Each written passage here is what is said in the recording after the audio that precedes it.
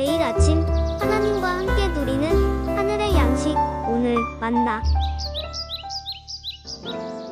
제53편 어리석은 자는 그의 마음에 이르기를 하나님이 없다 하도다. 그들은 부패하며 가증한 악을 행하며 선을 행하는 자가 없도다. 하나님이 하늘에서 인생을 굽어 살피사 지각이 있는 자와 하나님을 찾는 자가 있는가 보려 하신즉 각기 물러가 함께 더러운 자가 되고 선을 행하는 자 없으니 한 사람도 없도다. 죄악을 행하는 자들은 무지하냐? 그들이 떡 먹듯이 내 백성을 먹으면서 하나님을 부르지 아니하는도다. 그들이 두려움이 없는 곳에서 크게 두려워하였으니 너를 대항하여 진친 그들의 뼈를 하나님이 흩으심이라. 하나님이 그들을 버리셨으므로 내가 그들에게 수치를 당하게 하였도다. 시온에서 이스라엘을 구원하여 줄 자 누구인가? 하나님이 자기 백성의 포로된 것을 돌이키실 때 야곱이 즐거워하며 이스라엘이 기뻐하리로다.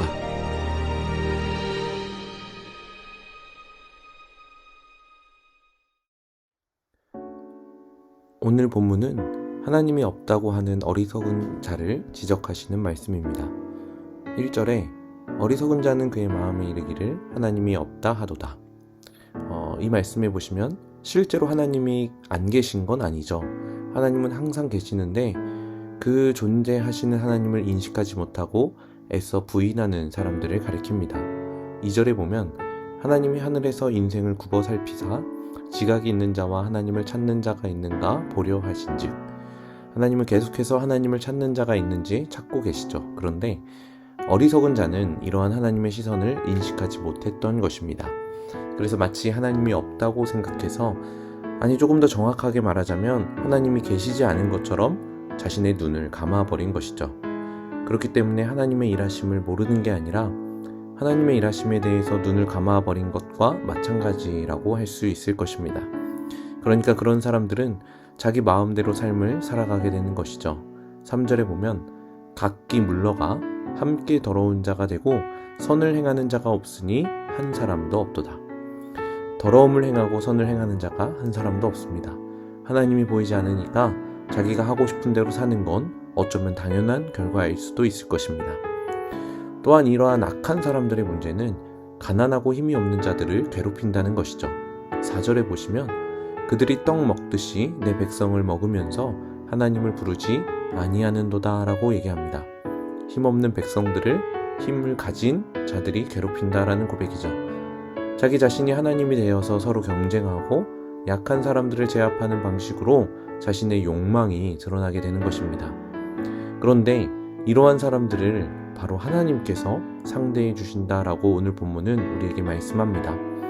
하나님의 백성을 공격하고 가난한 사람들의 계획을 부끄럽게 만드는 악한 사람들을 바로 하나님께서 상대하셔서 하나님의 바른 공의가 세워질 수 있도록 일하시는 것이죠.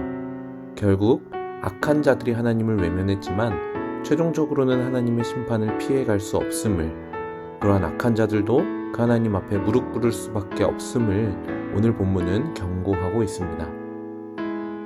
특별히 5절 뒷부분에 이렇게 말씀합니다. 하나님이 그들을 버리셨으므로 내가 그들에게 수치를 당하게 하였도다. 하나님이 악을 행하시는 자들을 버리시고 오히려 그들에게 수치를 당하게 하시는 결과를 보여주십니다. 하나님으로부터 시작되는 진정한 공의가 나타나게 되는 것이죠. 그러나 하나님을 알고 하나님을 의지하는 자들은 그렇게 살지 않습니다. 왜냐하면 하나님이 삶의 주인이 되시기 때문에 자기 자신을 계속해서 낮추게 되죠. 또한 서로를 존중하고 상대방을 이해하며 배려합니다.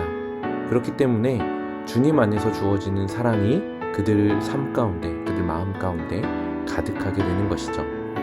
우리가 부정한다고 해서 하나님의 존재가 사라지는 것은 아닙니다. 우리의 눈을 감는다고 해서, 눈에 보이지 않는다고 해서 그 하나님이 존재하지 않는 건 아니죠. 이러한 관점에서 우리의 삶의 모습을 한번 뒤돌아볼 필요가 있습니다. 하나님이 나를 보신다면 나는 어리석은 자일까요?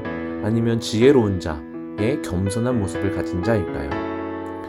우리의 삶은 하나님을 애써서 보지 않고 내가 하고 싶은 대로 내 욕망대로 혹시 살고 있는 것은 아닌지, 나의 필요에 따라서 욕망을 쫓고 있는 것은 아닌지, 나의 강함을 약한 사람들을 제압하기 위해서 사용하고 있는 것은 아닌지 뒤돌아볼 필요가 있습니다.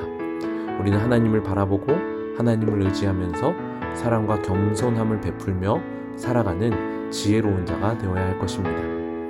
하나님을 알고 하나님을 믿는 자는 그의 신앙 고백이 반드시 삶을 통해서 드러나게 됨을 우리는 반드시 기억해야 합니다.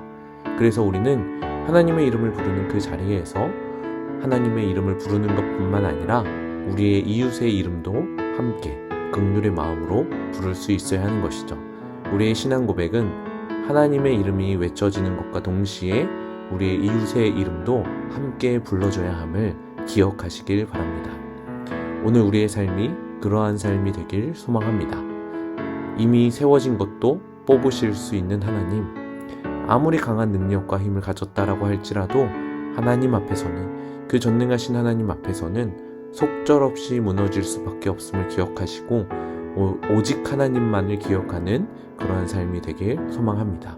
오늘 하루 우리의 삶을 통하여서 그렇게 살아가시는 참된 지혜로운 자 되시길, 그리하여서 우리 이웃들에게 하나님의 사랑과 나의 겸손함을 베풀며 살아가시는 성도님들 되시길 주님의 이름으로 간절히 축복합니다.